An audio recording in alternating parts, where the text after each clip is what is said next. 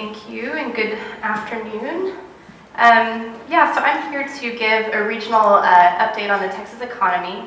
So I work at the Dallas Fed, and we have a research department there, and our primary task is to keep our bank president, Mr. Robert Kaplan, up to date on the state of the economy before he goes 8 times a year to Washington, D.C. to vote on the Federal Open Market Committee, where they set interest rates and guide monetary policy with the objective of maintaining full employment and stable prices in the U.S. economy. And so we actually have 5 groups that help do that.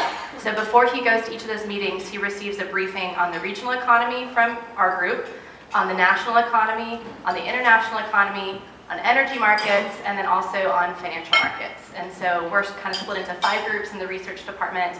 I work in the regional group, so we cover the 11th Federal Reserve District, which for all intents and purposes is mostly Texas. We have a little bit of southern New Mexico and northern Louisiana, but since this is a Texas group, I feel comfortable saying we mostly focus on Texas, since that's where like 90% or more of economic activity in our district is. So I just want to give a brief flyover of kind of what we're seeing in the Texas economy, and it's mostly good news, so it's a good time to speak to groups.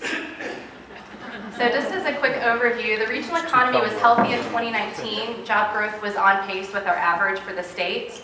We're seeing a pickup so far in 2020, which is good news, but energy activity is still faltering, and so that's certainly a drag on growth in our region in particular. And then our 2020 employment forecast for Texas is for this pace of growth, this average pace of growth that we've seen over the past year or two to continue into 2020. So we're not expecting a major slowdown, but we're also not expecting a major pickup, just kind of about on par with what we usually see. And there are some risks to the outlook, and so in terms of whether we're expecting things to pick up faster than that, or if I were to have to explain where I think the risks are tilted, I think at this point they're tilted to the downside because of things like labor shortages, tariffs and trade policy, oil prices, and also rising uncertainty. And I'll talk a little bit more about those as we go along. So I'm going to talk a little bit about employment, and as economists we love data, we love charts, so get ready. But we look at employment. There's not a ton of data available when we're looking at the health of the economy, especially when we're looking at a particular state as opposed to the United States or as a group or other countries. And so employment is sort of de facto a barometer because we have data on it, but it's typically a pretty good measure in terms of when the economy is really strong, firms tend to hire. When there's a lot of uncertainty, you see this pause, and then of course whenever there's a recession or economic downturn, we see layoffs. And so I think employment is generally a fairly good barometer. And so what we're looking at here is job growth back to 1996 for both the Texas and the United States. So Texas is in blue, the United States is in gray. And just to give a little bit of a background, in Texas our average is 2.1% job growth per year, and in the United States is 1.1%. So our state typically outpaces the nation by a full percentage point. I mean, we grow at twice the rate as the U.S. overall, and there's a couple reasons for that. One, Texas benefits from a lot of population growth, and so that's obviously a big boon to our economy. We also have some geographical benefits. So we have our long border with Mexico, so that's a trade hub for us, and we also have our Gulf Coast. That's a trade hub in addition to this energy hub in terms of we're the #1 oil producing state, and so we have sort of the port and then also this energy focus, and then also the third one, and this is so we have a relatively friendly business climate in terms of taxes, and I've always said in terms of home prices, but I feel like I can't say that as much with a straight face given how much home prices have risen over the past couple of years, but relative to some other states like California or New York, we still have relatively low home prices, which can allow workers and firms to relocate here for those reasons. And so that kind of structurally allows Texas to grow faster than the United States. And so if you look at the far right, that's 2019, you can see the U.S. grew at 1.4% and Texas grew at 2.2%. It's last year. And so both of us were kind of on average with what we typically see. If you're looking back through time, you can see the recession, the Great Recession of 2008. You can go back and see the tech bust in the early 2000s. And then you can see the oil bust as pointed out here in 2015 and 2016. And the reason why I want to point that out is in Texas back in the 80s when oil prices plummeted, so did the Texas economy. We went into a recession. But if you look here, oil prices fell, and I'll have a chart later on that I'll show you, but oil prices fell from over $100 a barrel and just plummeted. And it was a huge drain on the Texas economy. We're the #1 oil producing state. And in the past, an oil bust like that would have drug us into recession. But you can see here that that didn't happen. I mean, instead of outpacing the U.S. growth, we fell below it. But still, we remained positive. Texas continued to grow even amidst, $40, $20, $30 oil prices. And so that's a real testament to the diversity of the Texas economy. We have a thriving services sector. It's not the oil and ag, heavy as it once was. And so just want to bring that to your attention. And so this 2.2% in 2019 kind of glosses over the fact of how job growth transitioned through the year. And so this little inset here shows you that we were seeing accelerating job growth through the year. And I think that's important as we consider what do we expect 2020 to look like. In 2019 was job growth, did it start strong like 3% and then go down to 1%, and so on average it was 2, or was it the opposite? And it was the opposite. So we saw 1.8, 1.5% job growth in the first half, and then picked up to 3.2% in the fourth quarter. So we entered 2020 with quite a bit of momentum. So this is a similar chart, but breaks out specifically Dallas-Fort Worth job growth in orange. And in general, the DFW area adds jobs at a 2.2% rate. So just a tiny, tiny bit faster than Texas overall. But you can see in 2019, DFW job growth was 2.9%. So it was a great year for this Metroplex in 2019, and you can see we're carrying quite a bit of momentum into 2020 so far. Unfortunately, we don't have any more recent job data than 2019. We'll talk a little bit about what we've seen by some other measures in January and February, but this is what we've got in terms of job growth, and so we see an acceleration heading into 2020. I think it's also important to note if we have this overarching job growth that's on average, are there areas of strength, are there areas of weakness, is it broad-based? And what we see that across Texas' largest metros, job growth in 2019 was very broad-based. You can see all of Texas' largest metros posted job growth, weakest in Houston because Houston has this energy concentration there, and as I'll talk about a bit later on, with oil prices being so low, we see some trouble there. But still growing. Job growth is fastest in Austin, but is really robust in both Dallas and Fort Worth. So I think that's important for us. And then job growth is also broad-based across sectors, with the glaring exception being oil and gas. And so what this chart shows is job growth in 2017, 2018, and 2019 by sector, and it's organized by our largest sector on the left to our smallest sector on the right. So even though we're seeing job losses of 7% in the energy sector last year, energy only accounts for 2% of jobs in Texas. Now, of course, that's specifically within that sector, whereas energy has a bigger ripple effect. And so you've got manufacturing, and you've got pipeline and transportation, and sort of these related sectors. But in terms of the specific oil and gas support services and extraction, less than 2% of jobs in Texas are now in that sector. And so we can kind of weather this decline and contraction in that sector better than we had before, because we have this robust service sector where these other sectors are growing. And in terms of Dallas-Fort Worth, same, we don't have quite the level of detail in terms of sectors at the metro level, but you can see in Dallas-Fort Worth, the job growth was broad-based across all sectors, and energy is kind of rolled into this construction, natural resources, and mining sector, which accounts for 8% of jobs, and that was really strong in the DFW Metroplex in particular, and that's largely boosted by construction. There's a lot of construction here. It's thriving. Just a really strong real estate market, both commercial and residential. And then financial activities is a strength in Texas overall, and this is obvious. Dallas is a hub for financial activities, and so that also allowed DFW to outpace other metros in 2019. So just talking briefly about energy, as I mentioned, Texas is the #1 producer of both oil and natural gas in the nation. And what's unique about Texas is because of that, so you have oil prices and energy prices, and so you've got gasoline prices, you've got heating, all these different ways that oil prices and energy prices can impact businesses. And in general, businesses want low energy costs, and consumers want low energy costs. We want to spend less money at the pump, which allows us more leisure and hospitality spending. Businesses, you're spending less on transportation and oil, and when prices are low. So it's a benefit to businesses and consumers overall to have low energy prices. But Texas, because we are a producer of both oil and natural gas, we have this, there's some winners and losers. And many states who don't produce any oil and natural gas, they only have a positive benefit when prices are low.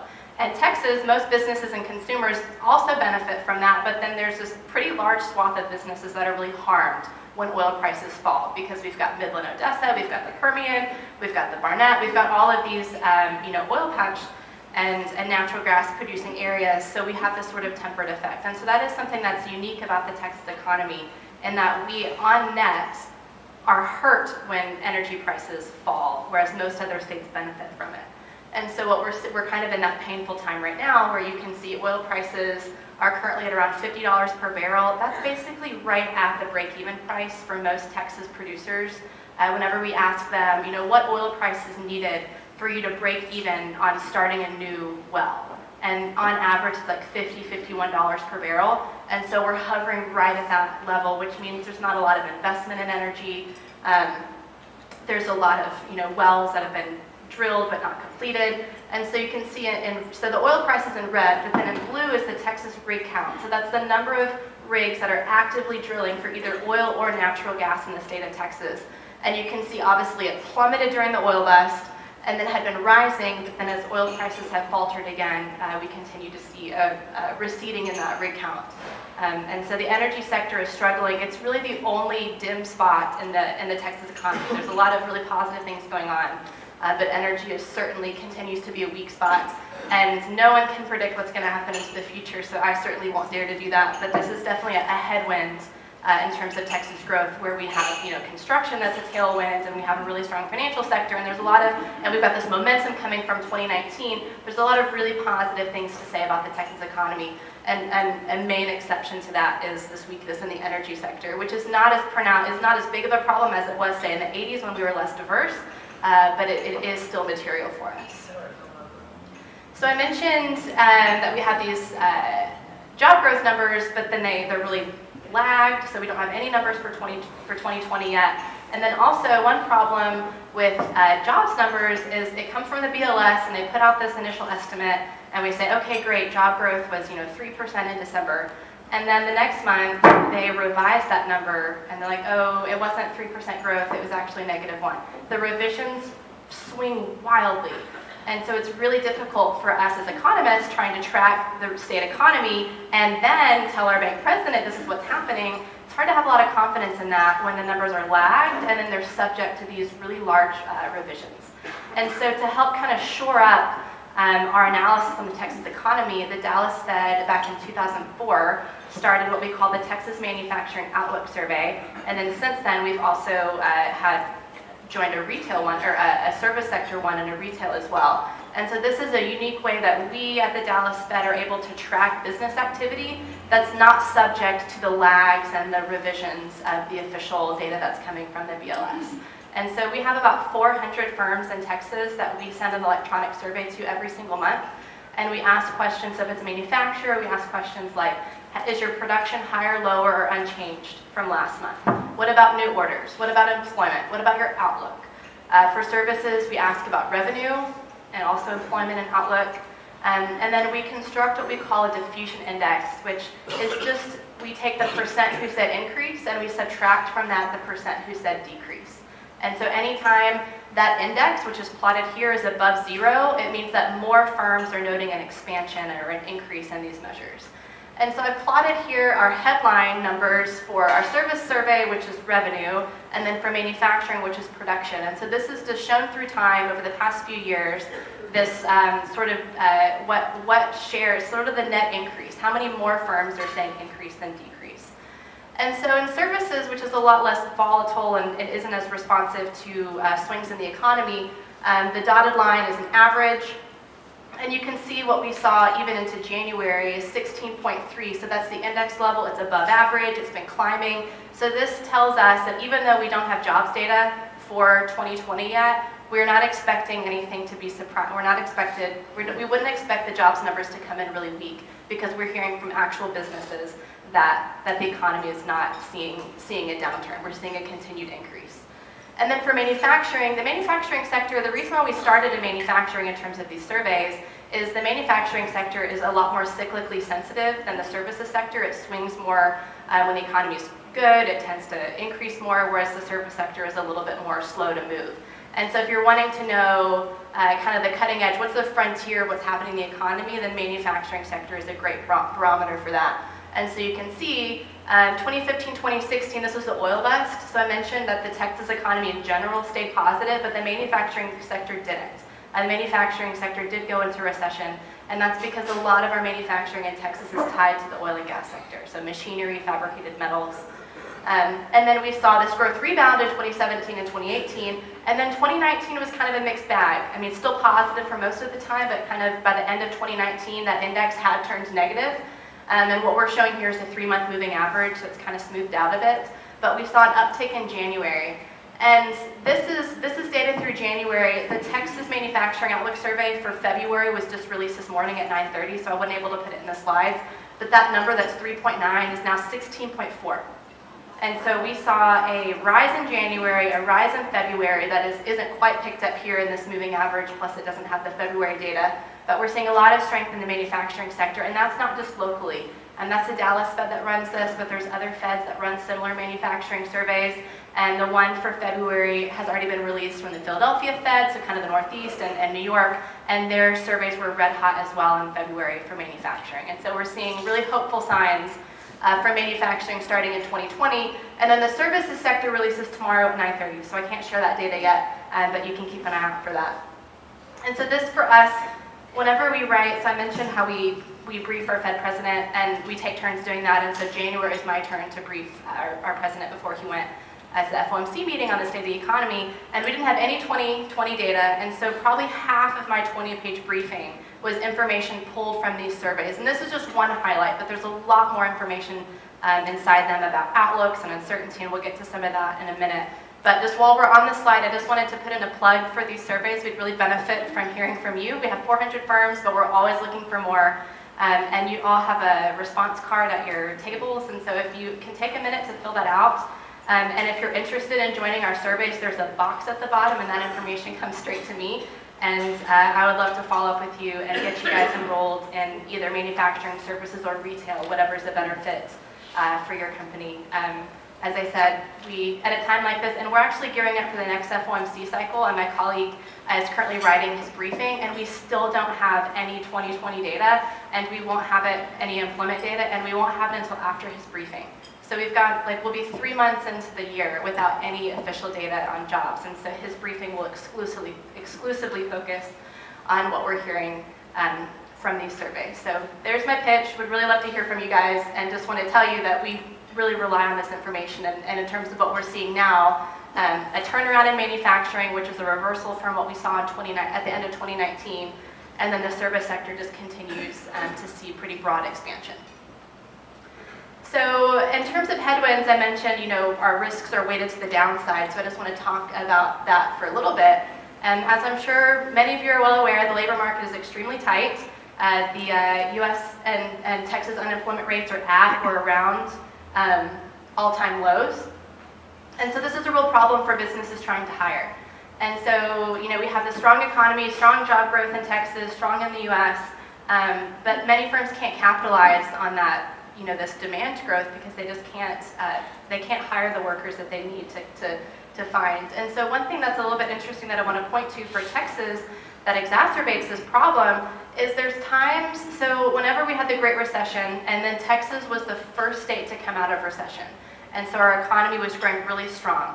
And whenever it was like, 2009, 2010, we were having like 3, 4, even 5% job growth, because we came out of the gates in recovery mode, and we were able to fuel that economic growth by attracting workers from other states where the economy hadn't rebounded yet. And so kind of a question at that time was, are we able to sustain 4% job growth? I mean, that's double what we usually see. Is there any way that we can sustain that kind of job growth into the next year? And the answer was yes, because there were many states that were still floundering, and so we could pull workers from those states. And the landscape is very different now, where maybe in 2017 we saw this above average job growth, and the question was, can we sustain it? And the answer, unfortunately, is no. I mean, probably not, because 3.6% at a historical low. It's not the same situation where there were a lot of people out of work and we could pull them into our companies here. The economy is strong across the board, and so it's really exacerbating these labor shortages. So I mentioned that we run these surveys, and in addition to our regular questions each month, we also ask supplemental questions on topics that our president's interested in or that we're just wanting to gather more information about. And so one of those is the labor market. It's something that's really important for us right now. We want to get a better understanding of it. And so we asked this question. We had 370 responses. This was asked in November. And we asked all of these firms, are you currently trying to hire? And if so, are you having problems finding qualified workers? And 60% of firms said they were trying to hire, and 81% of those hiring said they're having difficulty finding the workers they need. And we actually repeated this question in February, and we just released the results this morning, and it's 66% of firms are trying to hire. So there's more hiring going on now than there was back in November, and still about 80% of those hiring are having difficulty. And in manufacturing, 85% of manufacturers are having trouble finding the workers that they're needing. And so the labor shortages are even more pronounced in manufacturing than in services. So this is becoming has been a problem. This has been on our radar screen for maybe 18 months. It's not something that's always the case, but it certainly has been over the past year and a half, and so we're trying to get a good picture of it. And we are hearing from more and more firms that the lack of, that being unable to find workers is actually slowing their business growth. We asked a more detailed question, which is, what are the main reasons you're having difficulty finding qualified workers? And we've asked this question quarterly or annually for several years. And in the past, it was basically a skills mismatch. The number one response has been lack of technical competencies or hard skills in the past. So it was, we have plenty of workers, but they're not as qualified as we need them to be. They're lacking these hard skills. And then about 18 months ago, that was eclipsed by this response, lack of available applicants. That's now our number one response whenever firms are asked, what's the problem? And they're saying no one's applying. Like, we put a job posting out there and hardly anyone or no one applies, or they apply but they don't respond whenever we call them for an interview. And so it's not as much a skills mismatch as just a total lack of applicants. And so across the board, that's the number one answer, but once you drill a little bit deeper, it depends on whether you're looking for a high, low, or mid-skill employee.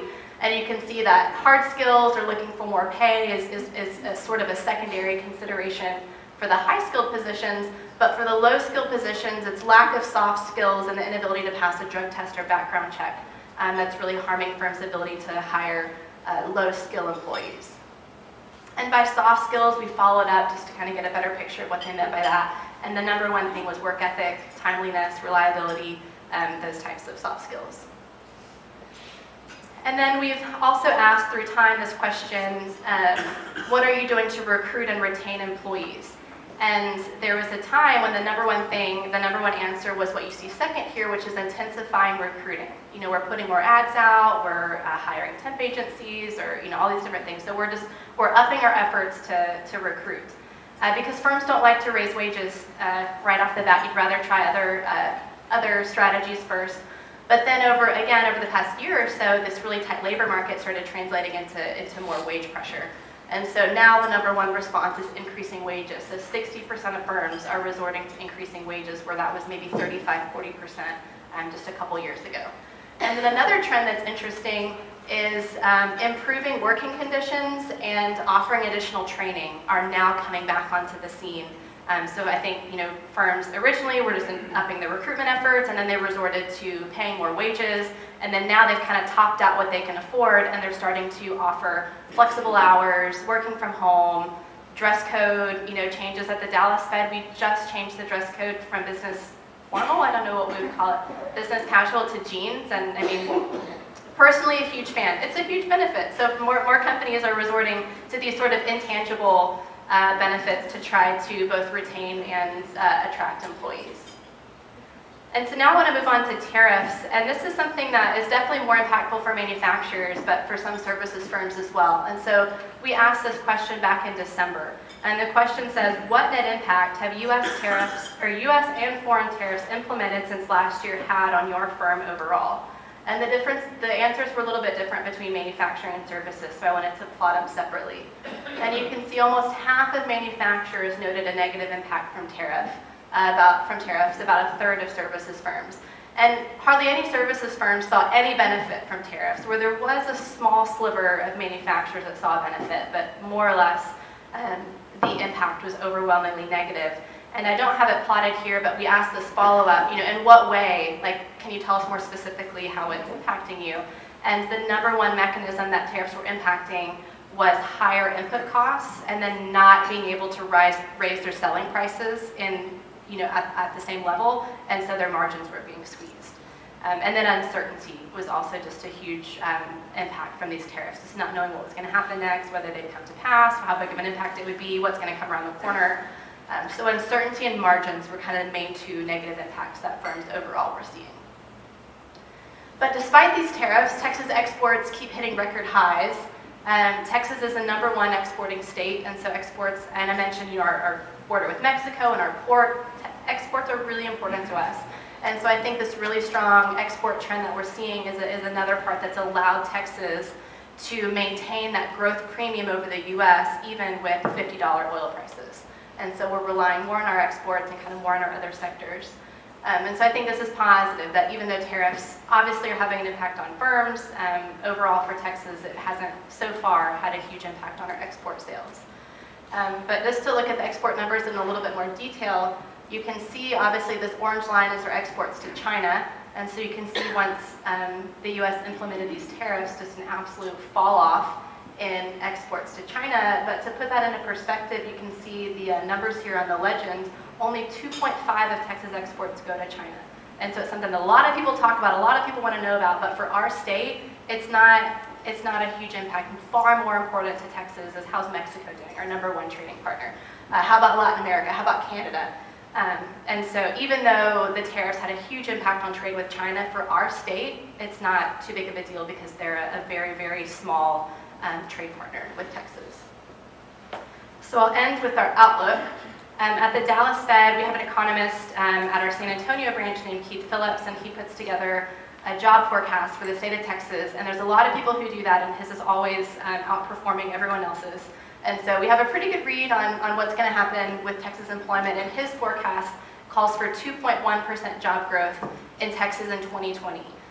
So again, that's exactly in line with our average, and it's roughly in line with what we've seen over the past couple of years. And so, like I said, we're not expecting a downturn, but we're also not expecting, and I think if there weren't labor market shortages, I think we could see that number being higher. We would expect stronger growth. But at some point, you just run out of the ability to grow if you don't have the labor to supply it. In our surveys, we ask about company outlook, and so that's another way that we can kind of gauge expectations. And so that company outlook index, and this is for service firms and manufacturers combined, we weighted it by GDP and kind of put an aggregate measure here, and the outlook is right in line with average. And so again, this further support of this forecast that we expect, continued solid, broad-based, moderate, not shockingly high, but not weak at the same time. And then the last thing I'll mention is this thing about uncertainty. And so we asked, I mentioned in 2018, we started this question about outlook uncertainty. And you can basically see this uncertainty index peaked in mid-2019. That's whenever the tariff tweets were just, spiraling quickly, and things were changing really fast, and firms just had no idea what to expect. And so we saw a huge surge in uncertainty, especially among our manufacturers. And then we saw it come down, and in December it reached its lowest since we basically had started asking the question when the tariffs kind of came onto the scene. And at December, that was right at the time that the USMCA was signed, the trade agreement was signed, and then also the Phase 1 trade deal with China came. It was announced and then was signed, and that's sort of what picked up here. But then now we're seeing this reverse trend where the uncertainty is back up. And I can't tell you the services side number yet, but the manufacturing number was released today, and the uncertainty index was 11. And so this right here is around 5. And so this upward tick, it wasn't just a blip. We're seeing, again, this rise in uncertainty. And the main thing that's new this time, of course, is the coronavirus. Especially among manufacturers, especially among high-tech manufacturers and petroleum and chemical product manufacturers. And the main way that the virus at this point is manifesting itself is in their supply chain. So if factories are shutting down and they're not getting the supplies they need, how long is it going to last? So that's been a huge source of uncertainty. And to some services firms as well too, especially retailers. They're waiting on their inventory from China, and if there's factories that are shut down or if there's shipments that are slowed because of everything that's going on, that has a real dampening effect, and there's a lot of uncertainty. And then, of course, it's an election year, and so I don't see this uncertainty index going anywhere but up as long as all eyes are pointed for the presidential election, which has an impact on a lot of firms. So that's sort of the story. So rising uncertainty, but again, sort of a projection for continued broad-based moderate growth for Texas. So with that, I'd be happy to take any of your questions.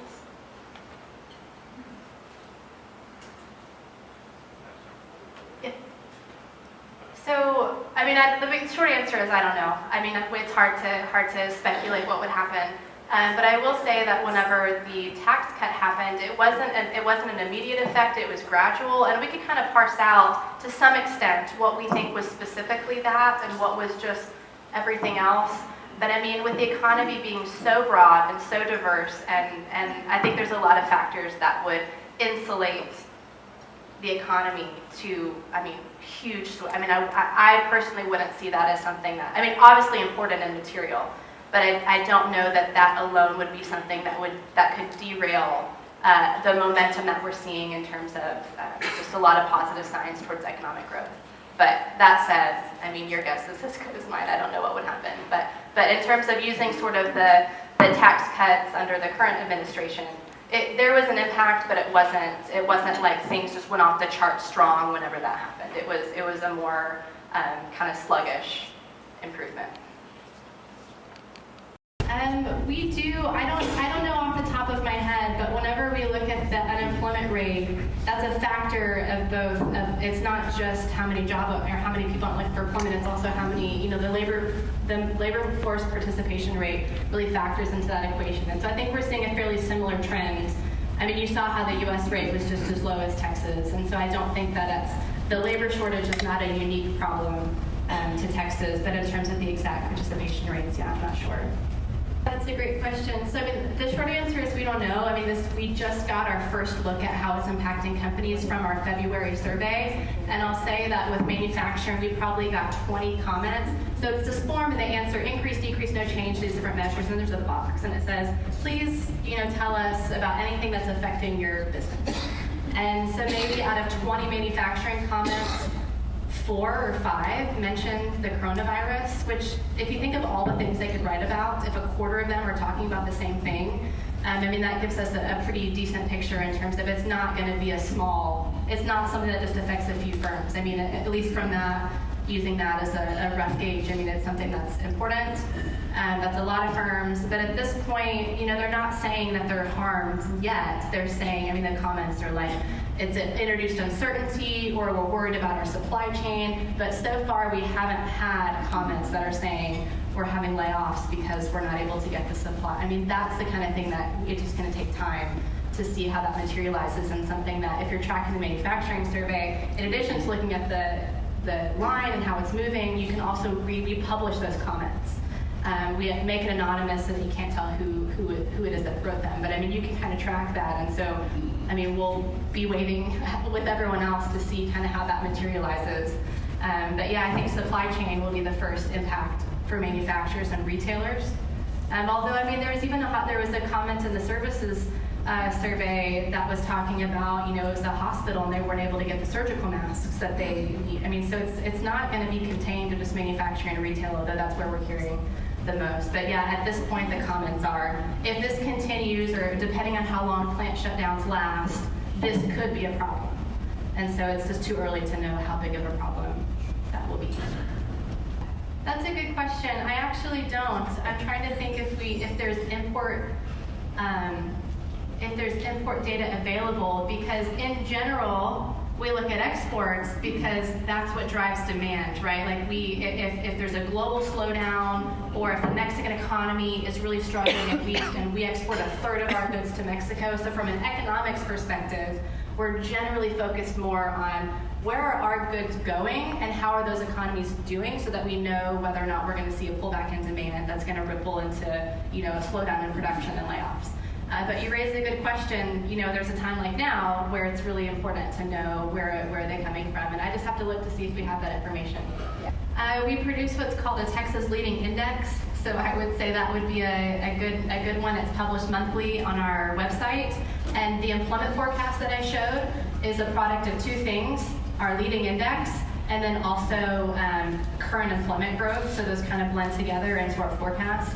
And so, if you look at the Dallas Fed for the Texas Leading Index, it looks at things like oil prices, help wanted ads, stock prices. It's all things that have proven to be forward-looking indicators.